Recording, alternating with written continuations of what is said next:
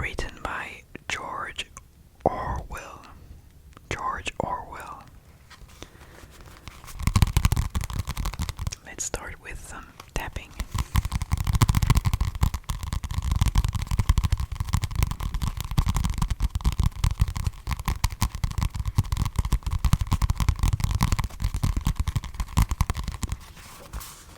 All right.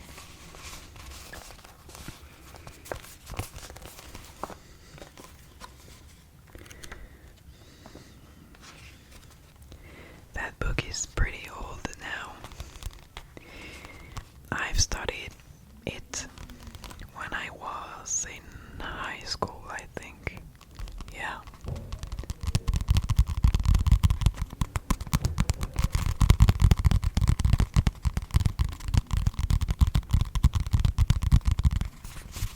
All right. So let's read the synopsis. And I'm gonna switch to the French accent. Here we go. All animals are equal, but some animals are more equal than others. It's the famous sentence of this book. Mr. Jones of the Manor Farm is so lazy and drunken that one day he forgets to feed his livestock. The ensuing rebellion under the leadership of the pigs Napoleon and Snowball leads to the animal taking over the farm.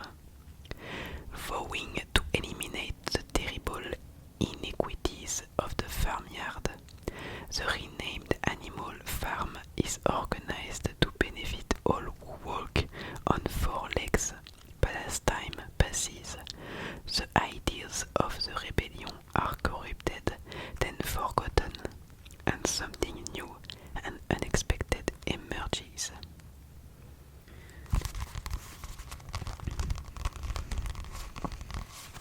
Okay.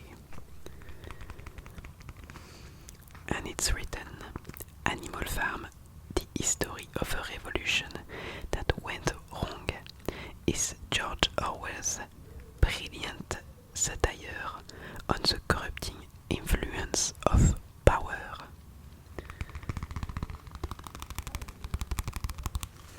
Okay, let's start reading.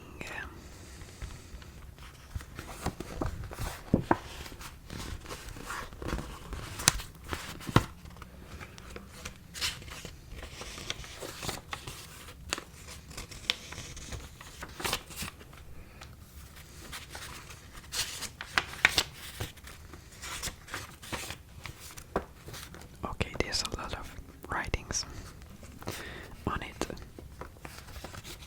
but that's okay.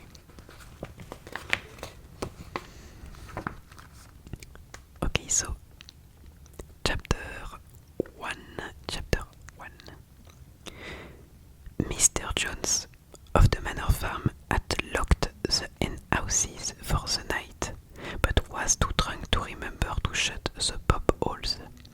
With the ring of the light from his lantern dancing from side to side, he lurched across the yard, kicked off his boots at the back door, threw himself as last glass of beer from the barrel in the scullery, and made his way up to bed, where Mrs. Jones was already snoring.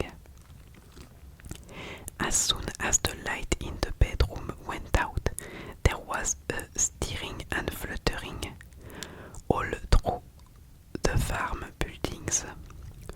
Word has gone round during the day that old Major, the prize middle white boar, had had a strange dream on the previous night and wished to communicate it to the other animals. It had been agreed that they should all meet in the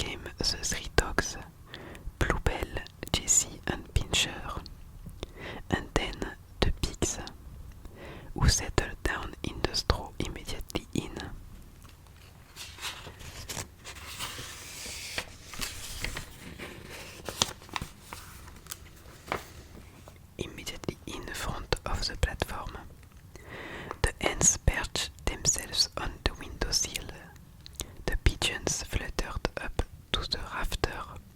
The sheep and cows lay down behind the pigs and began to chew the cud. The two cart horses, Boxer and Clover, came in together, walking very slowly and setting down their vast hairy hoofs with great care, lest there should be some small animal concealed in the straw. Clover was a stout, motherly mare approaching middle life, who had never quite got her figure back after her first fall. Bower was an enormous beast, nearly 18 inches high, and as strong as any two ordinary horses put together. A white stripe down his nose gave him a somewhat stupid appearance, and in fact he was not of first-rate intelligence, but he was universally respected for his steadiness of character and tremendous power of work. After the horses came Muriel, the white goat, and Benjamin, the donkey. Benjamin was the oldest animal on the farm and the worst tempered. He seldom talked, and when he did, it was usually to make some cynical remark. For instance, he would say that God had given him a tail to keep the flies off, but that he would sooner have had no tail and no flies. Alone among the animals on the farm, he never laughed. If asked why, he would say that he saw nothing to laugh at. Nevertheless, without openly admitting it, he was devoted to Boxer. The two of them usually spent their Sundays together in the small paddock beyond the orchard, grazing side by side and never speaking. The two horses had just lain down when a brood of ducklings, which had lost their mother, filed into the barn, chipping feebly and wandering from side to side, find some place where they would not be trodden on. Clover made a sort of wall around them with her great foreleg, and the ducklings nestled down inside it and promptly fell asleep. At the last moment, Molly, the foolish, pretty white mare who drew Mr. John's trap, came mincing daintily in, chewing at a lump of sugar.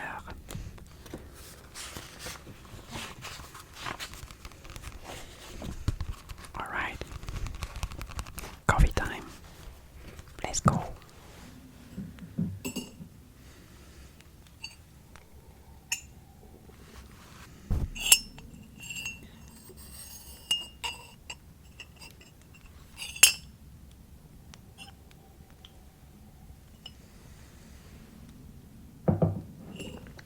Okay.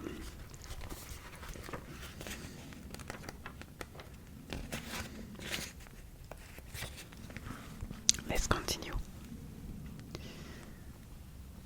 She took a place near the front and began flirting her white mane, hoping to draw attention to the red ribbons it was planted with.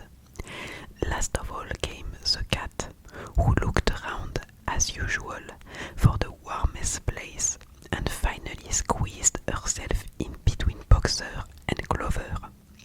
There she purred contentedly throughout Major's speech without listening to a word of what he was saying. All the animals were now present except Moses, the tame raven who slept. My belly is making crazy noises.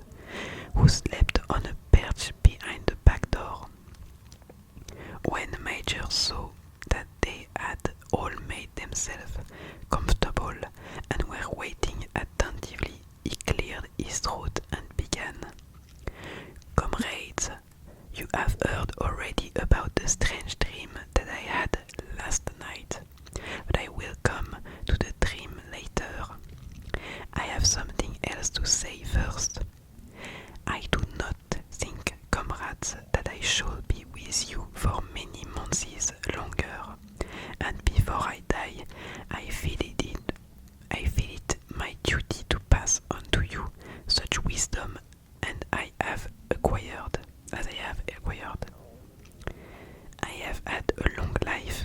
I have had much time for thought, as I lay alone in my stall, and I think I may say that I understand the nature of life on this earth as well as any animal now living. It is about this that I wish to speak to you. Now, comrades, what is the nature of this life of ours?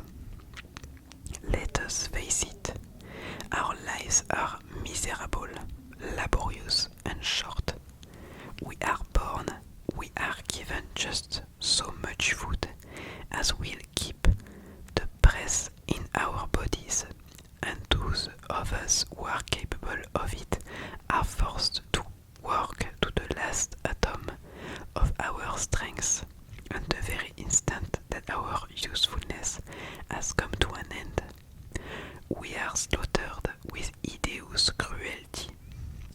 No animal in England knows the meaning of happiness or leisure after he is a year old.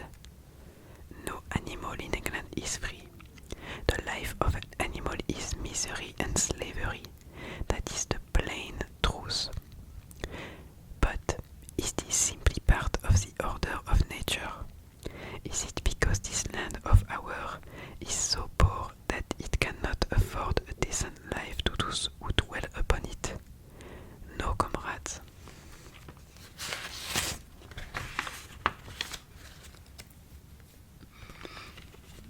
Thousand times no. The soil of England is fertile, its climate is good. It is capable of affording food in abundance to an enormously greater numbers of animals that now inhabit it. This single farm of ours would support 1,000 horses, 20 cows, 100 of sheep, and all of them living in a comfort and dignity that are now almost beyond our imagining. Why then do we continue in this miserable condition? Because nearly the whole of the produce of our labor is stolen from us by human beings. There, comrades, is the answer to all our problems. It is summed up in a single word: man. Man is the only real enemy we have. Remove man from the scene and the root cause of hunger and overwork is abolished forever. Man is the only creature that consumes without producing. He does not give milk, he does not lay eggs, he is too weak to pull the plough, he cannot run fast enough to catch rabbits, yet he is lord of all the animals. He sets them to work, he gives back to them the bare minimum that will prevent them from starving, and the rest he keeps for himself. Our labor tills the soil, our dung fertilizes it, and yet there is not one of us that owns more than his bare skin. You cows that I see before me, how many thousands of gallons of milk have you given during this last year? And what has happened to that milk which should have been breeding up sturdy calves? Every drop of it has gone down the throats of our enemies. And you hens, how many eggs have you laid in this last year? And how many of those eggs ever hatched into chickens? The rest have all gone to market to bring in money for Jones and his men. And you, Clover, where are those 4 foals you bore, who should have been the support and pleasure of your old age? Each was sold at a year old. You will never see one of them again. In return for you 4 confinements and all your labor in the fields, what have you ever had except your bare ration and a stall?